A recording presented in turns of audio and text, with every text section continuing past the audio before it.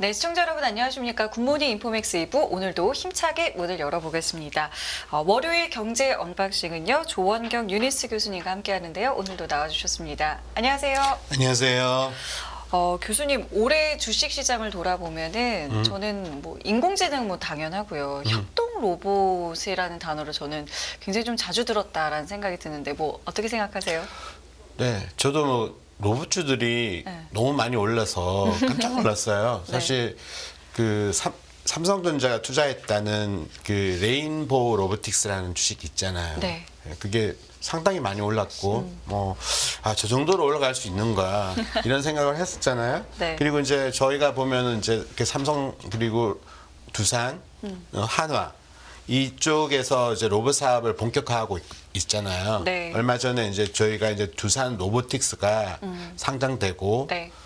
이렇게 상장되고 이제 로봇 관련주들이 좀 끝이 나는구나 이렇게 생각했어요. 왜냐 3만 원대 해가지고 많이 올라갔다가 다시 3만 원대로 갔다가 최근에 보니까 한 8만 원대 있더라고요. 그래서 두산 로보틱스 주식이 참 잘 가는구나 뭐 이런 생각을 했는데 지금 이제 협동 로봇 얘기하셨잖아요. 네. 근데 이제 협동 로봇이 뭔가 말하기 전에 저희가 이제 협동 로봇 시장이 얼만큼 성장하는지를 한번 보는 것도 의미가 있을 것 같아요. 네. 그래서 한국과학기술정보연구원 보고서에 따르면 이제 전 세계 협동 로봇 시장 규모는 2020년 8억 3,624만 달러에서 2025년 50억 8,849만 달러로 연평균 43.5% 성장할 것으로 예상된다. 와, 또 같은 예. 국내 시장에서도 연평균 한 44.1% 성장한다고 이렇게 돼 있어요. 근데 이런 걸 볼 때 삼성전자가 웨어러블 로봇 출시를 한다고 얘기를 했잖아요. 네. 그리고 또 정부도 그 제4차 지능형 로봇 기본 계획을 발표했어요.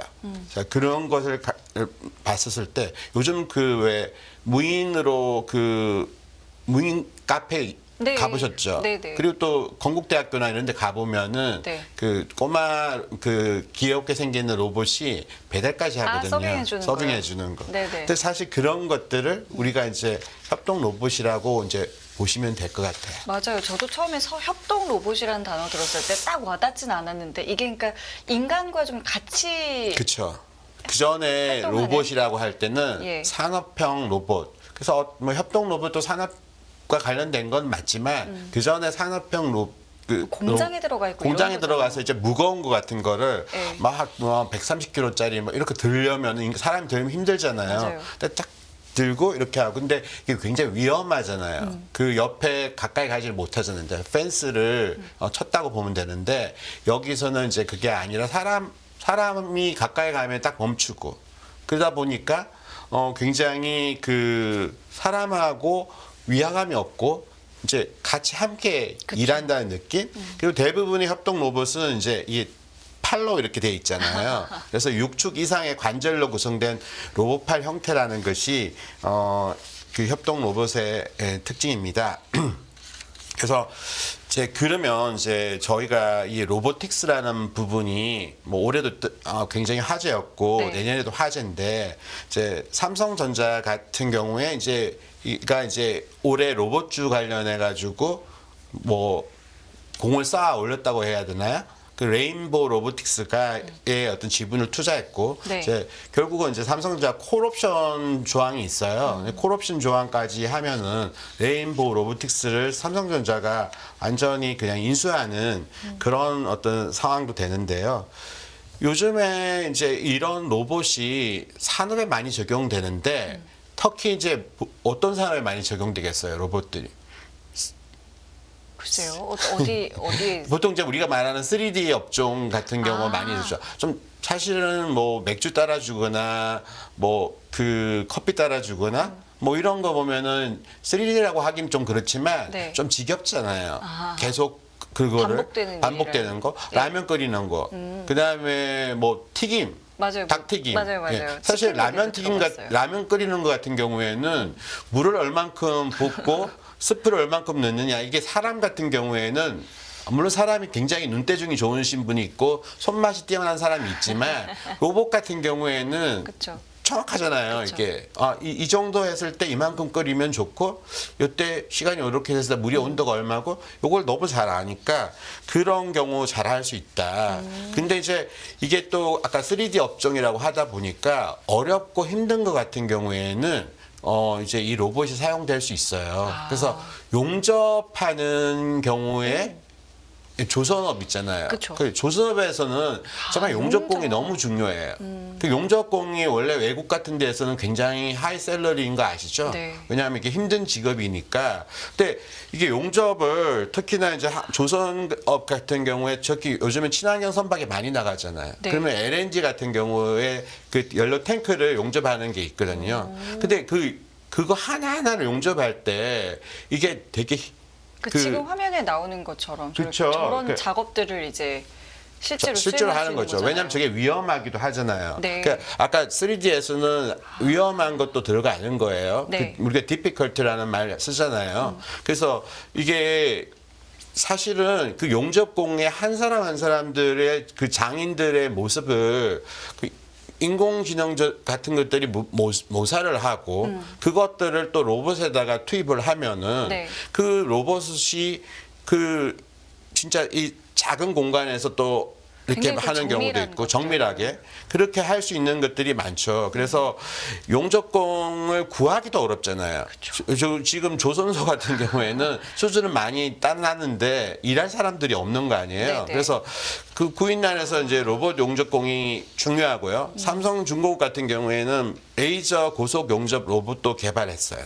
그리고 현대사무중공업 같은 경우에는 총 40대의 용접용 그 협동 로봇 도입을 계획하고 있단 말이에요. 사실 이게 인간이 할 수 없는 부분들 그리고 또 이제 저희가 이런 생각이 들잖아요. 그 장인들이 네. 한 세대 지나서 요즘 젊은 세대들은 안 한다면은 이 사람들의 어떤 숙련된 것들을 누군가가 배워야 되잖아요. 네. 그러면은 이분들이 생존해 있을 경우에 그것들 노하우들을 이거를 뭐 어떤 학습 이렇게 해가지고 그거를 이제 인공지능이나 뭐 이렇게 해서 이걸 또 로봇으로 해서 그러면은 한편은 이런 부분이 생길 수 있잖아요. 뭐 로봇 같은 경우에는 해고를 안 해도 되잖아요. 그쵸. 항상 일할 수 있는 네. 거고. 그 사람보다 이제 장점이 굉장히 많은 거죠. 그래서 뭐 이 로봇이라는 게 그 많은 사람들이 구인난 이런 부분이라든지 또 해고의 문제라든지 그다음에 이제 생산성을 증가시킨다든지 그 위험한 일을 사람을 대신해서 해준다든지 이런 측면에서 조선사에서 용접이 되게 많고 이 용접을 떠나서 선박을 전부 만드는 이제 건조 과정에서 로봇이 이제 확대되고 있다 이런 얘기들을 할 수 있는데요. 뭐 현대중공업은 2018년 업계 최초로 대형 블록 조립 공정에 협동 로봇을 투입했었어요. 그리고 이제 그런 측면에서 이제 결국은 이렇게 노동 집약적인 산업 같은 경우에는 인간의 노동을 대신해서 그 이런 협동 로봇이 번성할 수밖에 없다. 네, 이렇게 말씀드릴 수 있겠습니다. 숙련된 기술을 단기간에 이제 체득해가지고 이거를 수행한다라는 측면에서 정말 뭐 굉장히 획기적인 거잖아요. 그렇죠.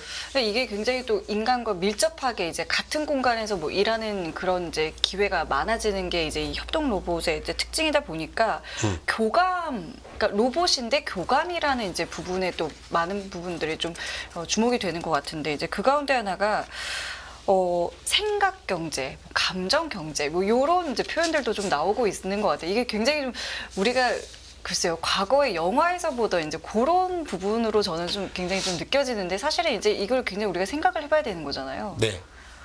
그 우리가 이제 사실은 인류의 일을 네. 뭐 잡이라고 하는 것도 있고 업무를 할 땐 태스크라는 말 쓰는데 이게 이제 영어로 보니까 태스크에서 네. 피지컬 태스크가 있고 그 thinking 태스크가 있고 그 필링 태스크가 있다고 하더라고요. 자, 그러면 우리가 아까 용접을 한다든지 네. 선발 건조한다든지 네. 완전히 이렇게 좀 위험하지만 로봇이 대신해 주잖아요. 네.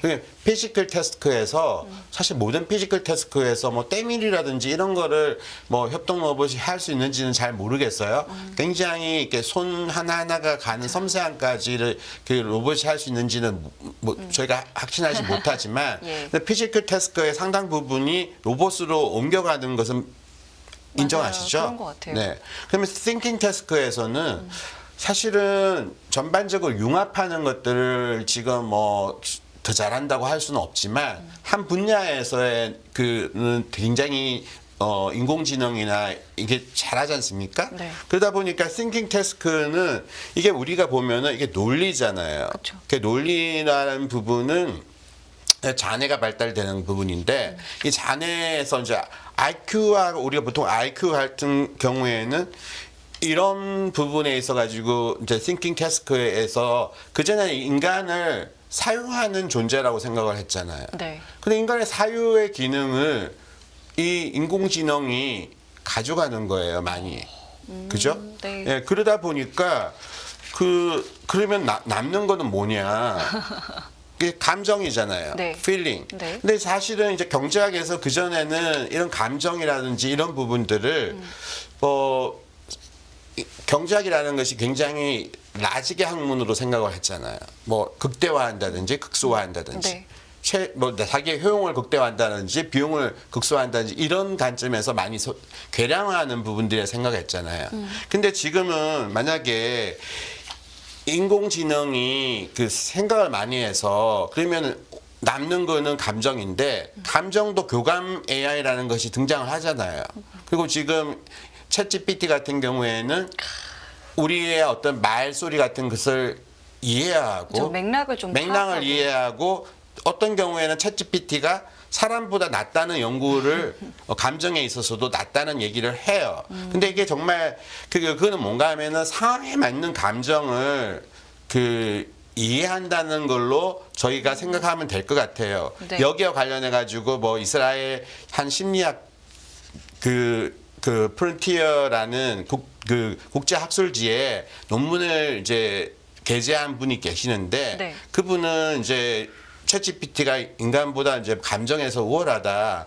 근데 저는 요 부분은 좀 문제는 있다고 생각되고요. 네. 근데 어떤 루틴한 감정 있잖아요. 그거 부분 같은 경우에는 분명히 이런 인공지능이 잘할 수 있을 것 같아요. 사람을 뭐 신문을 한다든지 그렇게 신문을 했을 때는 자기 감정이 왔다 갔다 하면 안 되잖아요. 그쵸.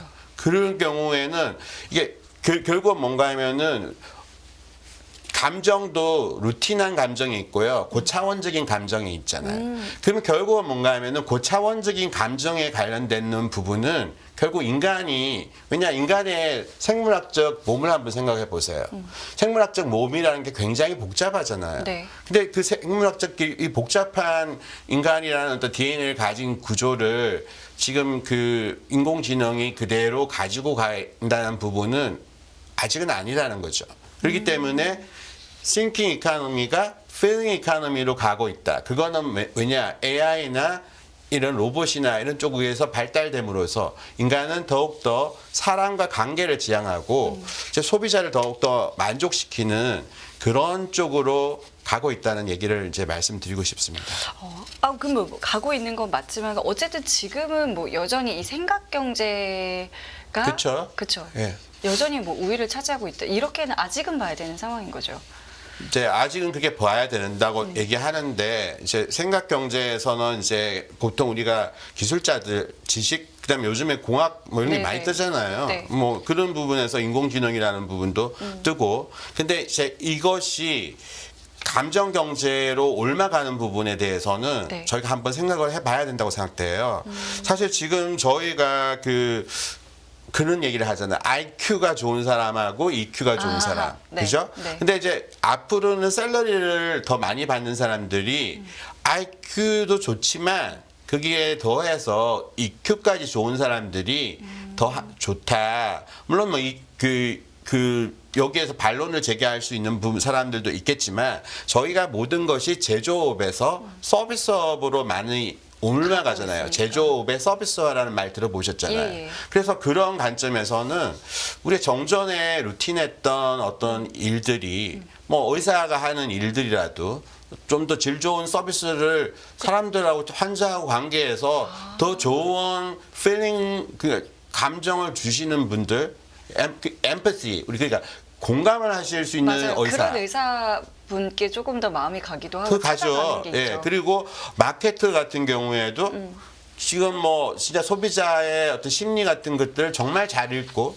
거기에서 응대를 잘하고 그러니까 결국 뭔가 하면은 기계가 못하는 부분은 그런 뉘앙스드 그 커뮤니케이션 그러니까 진짜 미묘한 어떠한 소통 있잖아요. 그런 부분들이 여전히 이제 앞으로는 이제 그것들이 훨씬 더 중요해질 수 있다는 거죠. 네. 그래서 세계에서 이제 저희가 보면은 가장 급여가 높은 일자리 같은 걸 여전히 보면은 공학이라든지 의학이라든지 이런 네. 쪽에 계시는 분들이에요. 뭐 데이터 사이언티스트를 비롯해서 기계학습 엔지니어, 시니어 소프트웨어 엔지니어, 인베스트먼트 뱅커, 네. 또 금융하시는 분들 돈 많이 버시잖아요.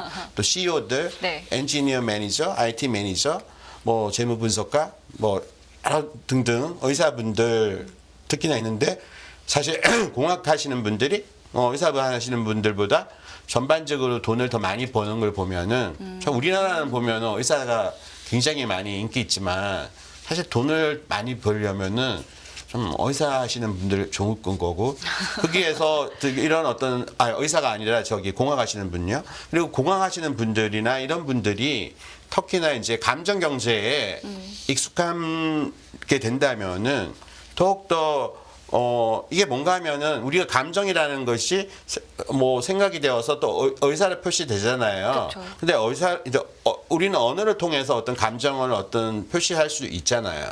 뭐 그랬을 때 이제 챗GPT가 우리가 혁신적이라고 얘기하는 이유는 챗GPT가 인간의 말을 이해한다는 거잖아요. 네. 그 인간이 뭐 이렇게 좀 잘못했다고 이렇게 얘기하면 또 챗GPT가 그 알아듣고 더 좀 수긍해서 더 잘하려는 부분들.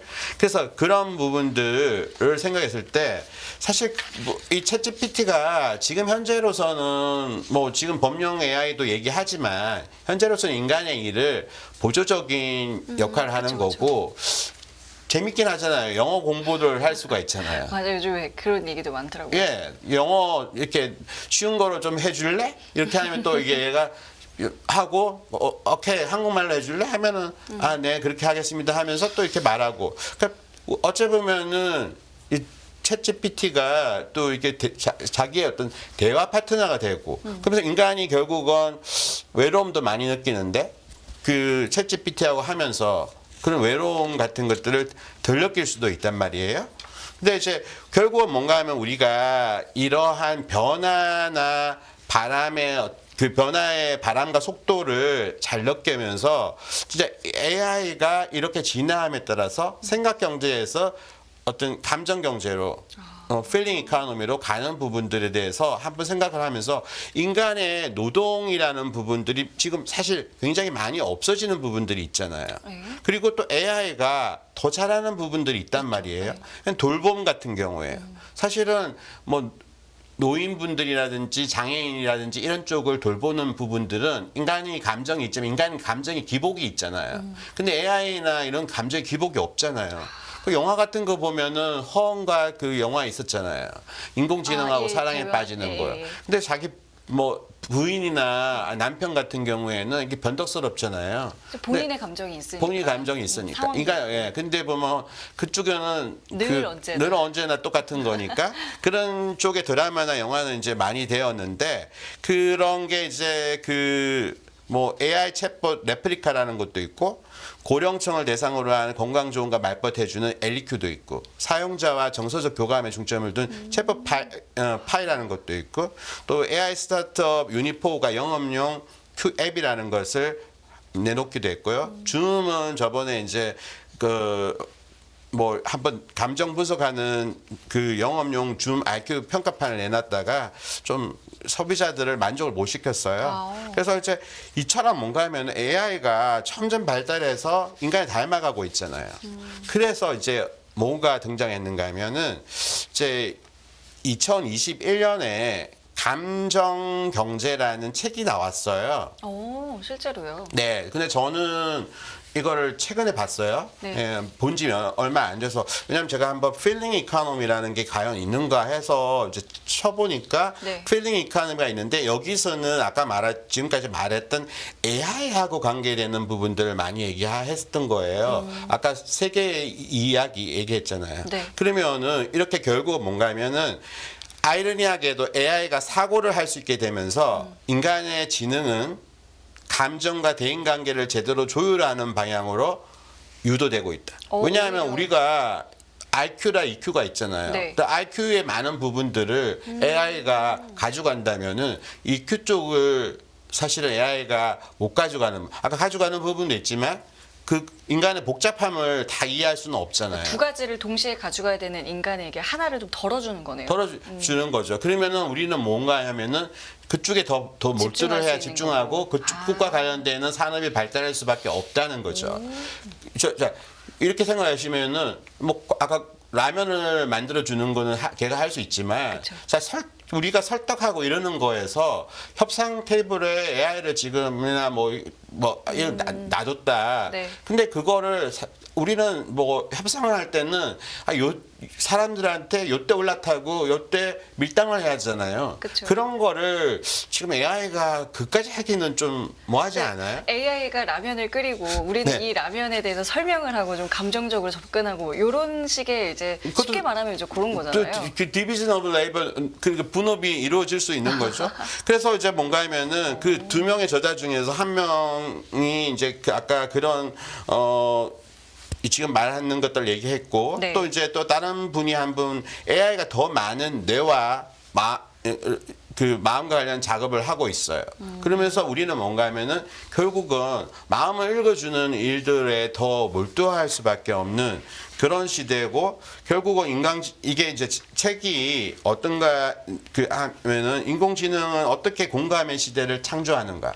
결국은 뭔가 하면은 인공지능으로 인해서 우리 사회가 empathy, 공감, 다른 사람을 이해하고 다른 사람을 어떻게 설득하고 어떻게 의사결정을 하고 이러는 데 있어 가지고 그런 어떤 공감의 경제로 옮아가고 있다라는 얘기를 하는 거죠. 그래서 우리가 이제 마음을 읽어주는 어떤 경제 이야기들 이런 부분들에 대한 어떤 그 관점이 더욱더 AI를 통해서 더 많이 간다는 얘기가 이제 필링 이코노미의 핵심입니다. 저는 AI라는 소재를 가지고 감정을 논하게 될 거라고는 사실은 이렇게 생각하지 못했고 특히나 이제 워낙 부정적인 이슈들이 많잖아요. 이 감정과 뭐 또 인간의 교류와 관련해서는 근데 긍정적인 측면을 다뤘다는 면에서 굉장히 좀 새롭게 다가오는데 교수님도 이번에 감정 경제학이라는 책 내셨잖아요. 네. 지금 저희 살짝 좀 보여주실 수 있으실 네, 것 같은데 뭐 이미 본 책입니다. 서점에는 네. 그쵸 충분히 잘 나와 있고 여기서도 지금 그런 부분들을 좀 다루고 계신 건가요? 아까 이제 저희가 이제 지금 어떤 분들은 야 감정 경제 뭐 지금도 여전히 스템도 스템이라는 그 교육 같은 게 중시되잖아요. 네. 과학, 기술, 공학, 수학을 합친 걸 말하는 거고. 그래서 사람들이 거기에 대해서 굉장히 중요시하지만 네. 우리나라는 거기에 플러스 아트까지 얘기하잖아요. 그래서 이제 그 아트까지를 넣었는데 이 아트 부분 되게 중요하다고 생각돼요. 이 결국 아트가 하나의 어떤 예술을 가지면 예술이라는 부분은 그걸 논리라고 얘기할 수도 있으신 분도 있겠지만 이게 예술이라는 것이 감정하고 굉장히 그쵸. 맞닿아 있다 이렇게 네. 되잖아요. 그래서 우리는 이제 결국은 뭔가 하면은 저는 이 감정 경제학이라는 책을 쓸 때 이 책을 보지 않았어요. 근데 우연히 이제 유사성이 한 부분에 있었던 거고 저는 공무원이었잖아요, 그 전에. 네. 또 지금 교수하는 거고요. 그래서 이렇게 보면서 어떤 생각을 했는가 하면은 행동 경제학이라는 걸 들어보셨죠? 네. behavioral economics. 그래서 행동경제학 그전에 기존의 주류 경제학이라는 게 있잖아요. 네. 근데 주류 경제학들은 대부분이 인간을 아까 thinking economy 차원에서 얘기를 했단 말이에요. 근데 이제 feeling economy를 약간 얘기한 사람들이 행동경제학자란 말이에요. 근데 행동경제학자들은 인간이 항상 초점을 이성적인 것만은 아니라는 부분에 초점을 뒀단 말이에요. 그거 약간 공감해요, 저는. 예. 근데 충동적으로 충분히 공감하시잖아요. 네. 근데 우리가 행동하는 모든 감정이 좀 비이성적이라고 얘기를 한다면은 좀 그건 좀 그렇죠. 그렇잖아요. 그래서 이제 저는 그렇게 감정을 꼭 이성 비이성으로라는 관점에서 보는 것보다도 온전하게 바라보자. 사실 저희가 이제 왜 아까 필링 이코노미에서 엠퍼티를 중시했잖아요. 네. 자, 엠퍼시를 중시한 사람은 그 아담 스미스입니다. 아담 스미스가 도덕 감정론이라고. 그때 감정은 센티먼트예요. 모럴 센티먼트인데 도덕 감정론에서 얘기를 할 중요시한 것이 그 엠퍼시란 말이에요. 그 엠퍼시란 뭔가 나도 당신하고 당신의 관점에서 이해를 하겠다는 거잖아요. 자, 우리는 그런 시대로 옮아가고 있는 거예요. 자, 그리고 케인즈를 보시면은 존 케인즈예요. 네. 존 케인즈도 중요한 게 경제는 리즈닝이라는 게 이게 추론이잖아. 그 사유하는 거. 네. 그것에 의해 not by the reason. 이 not by the reason이 중요한 거예요. reason에 의해서 움직이는 것이 아니라 그 not by the reasoning 이런 거에 움직이는 것이 아니라 뭔가 하면 애니멀 스피릿으로 움직인다고 그랬어요. 아까 센티먼트도 있었잖아요. 네. 이게 스피릿이라는 게 있는 게 뭔가 하면 직감이라든지 감정에 의해서 경제가 움직인다는 거죠. 네. 그래서 결국은 우리가 지금 차가워진 이 자본주의에서 주류 경제학도 행동경제학도 이 감정을 다 중시했다는 거죠. 그러니까 감정 경제라는 것이 행동 경제학의 어떤 전유물은 아니고 그러다 보니까는 우리가 감정이라는 것을 제대로 알고 그 다음에 아까 말하는 AI 뭐 이런 얘기도 해서 이제 필링 이코노미가 중요시됐지만은 네. 결국은 우리가 굉장히 자본주의 하면 요즘에는 굉장히 차가워졌잖아요. 네, 그쵸. 결국은 공감이라는 것을 통해서 그러면 공감을 하려면 우리의 감정을 잘 읽혀야 되는 거잖아요. 그래서 결국은 20가지 감정으로 저희가 이제 자본주의를 어떻게 해서 살아갈 수 있느냐. 소비도 어차피 우리가 감정이고 투자도 감정부되는 부분들이 많은 거고 우리 경제라는 것이 감정이자 심리잖아요. 이제 그런 부분들을 얘기를 해서 이제 뭐 책의 어떤 실타래를 한번 풀어본 책입니다. 예. 그 20가지를 뽑으셨잖아요, 책에서. 네. 뭐 어떤 기준 같은 게 좀 있으셨어요? 이제 뭐 그냥 사람들이 좋아하는 감정들을 한번 생각을 많이 해봤어요. 뭐 우리가 보통 뭐 설렘도 있고 뭐 지루함도 있고 네. 우리 또 남들에 대해서 동경도 많이 하잖아요. 그래도 모방도 하잖아요. 근데 저는 이런 것들에 대해서 하나의 어떤 편견을 가지는 것보다는 그거를 있는 그대로 한번 분석을 해보고 이런 상황에서 우리가 어떻게 바라봐야 될까 감정들을 그래서 뭐 답답할 수도 있고 네. 또 이제 결국에 따라서는 이제 우리가 의사 결정을 어떻게 할 건가 이럴 때는 우유부단하잖아요. 그러면 우리가 이 책은 이제 사실은 의사 결정을 어떻게 해주느냐 뭐 이런 얘기도 나오고요. 사실 우리가 보통 자존감을 많이 얘기하고 있죠, 요즘. 얘기 많이 하잖아요. 네. 그래서 뭐 상실감 이런 것도 얘기하고 그래서 이제 뭐 어떤 경우에는 우리가 애착인지 집착인지 모를 이런 얘기들도 많은 거고요. 또 이제 우리 후광 효과라든지 이렇게 그 행동 경제학에서 얘기하는 것들도 있고 그다음에 이제 인간의 어떤 잔인함 뭐 이런 것도 있고 예, 그다음에 뭐 언더독이라든지 이런 부분들 얘기들 또 게으름 그다음에 그러면서도 인간은 또 순수에 대한 갈망을 또 하잖아요. 그쵸. 그런 어떤 부분들, 공감하는 부분들, 행복이라는 얘기들, 그리고 이제 혁신과 설렘이라는 부분, 이런 전반적인 어떤 감정들을 우리가 하나하나를 잘 읽고, 왜냐하면 감정이라는 게 굉장히 많은 효과를 하거든요. 그래서 이 여러 가지 우리가 왜 이 감정을 가지고 현대를 제대로 잘 살아갈 수 있을까? 그러려면 내 감정을 잘 알아야 되고 남의 감정을 잘 읽어야 되잖아요. 그런 부분에 대해서 얘기를 해봤습니다. 말씀하신 그 뽑아주신 그 책에 나오는 그 한 20가지 감정 같은 게 그러니까 뭐 보편적인 감정일 수도 있고 굉장히 좀 뭐랄까요 좀 본성에 가까운 그런 것들을 굉장히 잘 뽑아내신 것 같은데 그럼 시청자분들께서 이런 거를 실제 사례에서 뭐를 좀 생각해 볼 수 있을까 궁금하실 수 있으실 것 같아요. 그러니까 예를 들어서 이제 네. 이 책에서도 보면은 우리가 이 수학을 많이 좋아하잖아요. 수학이요? 네, 어떤 수학을 좋아하는 사람들이 있잖아요. 아, 예, 예. 그 왜냐하면 수학을 좋아한다는 이유가 수학을 하면은 정확하다 이렇게 생각을 아, 그렇죠. 하잖아요. 답이 나오니까. 답이 나오는 거니까. 그래서 이제 근데 이게 내가 몇 번째 짝을 만날 건가? 그럴 때 비서 문제라는 게 있어요. 37번째 그러니까 100명이라면 네. 37명까지를 내가 만나고 그 이후에 이제 이제 31분까지를 다 보내는 거예요. 왜냐하면은 네. 소개팅을 해보셨을 거 아니고 뭐 말씀도 하시는지 모르겠는데 네. 그러면 내가 100명을 만난다고 생각을 해요. 네. 근데 37명은 무조건 보내요.